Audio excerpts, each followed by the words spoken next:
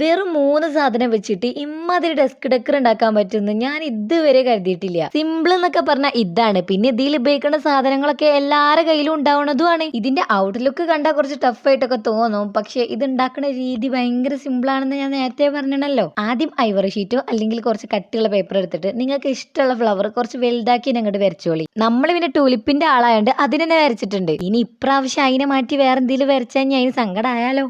അങ്ങനെ അതിന് കളർ അടിച്ച് കുട്ടപ്പനാക്കി എടുക്കണം. പിന്നെ അതിന് ബേസ് ആയിട്ടും ഇതേപോലൊക്കെ ഒരു സംഭവം വരച്ചിട്ട് അതിനും കളർ ചെയ്യണം. ഇനി ബേസിന് കുറച്ച് വൈറ്റ് പോർഷൻ വിട്ടിട്ട് കട്ട് ചെയ്യണം, മറ്റേന് വിടാതെ കട്ട് ചെയ്യണം. പിന്നെ ആ ബേസിന്റെ നടുവിലായിട്ട് ഒരു കട്ടും കൂടി ഇട്ട് കൊടുക്കണേ.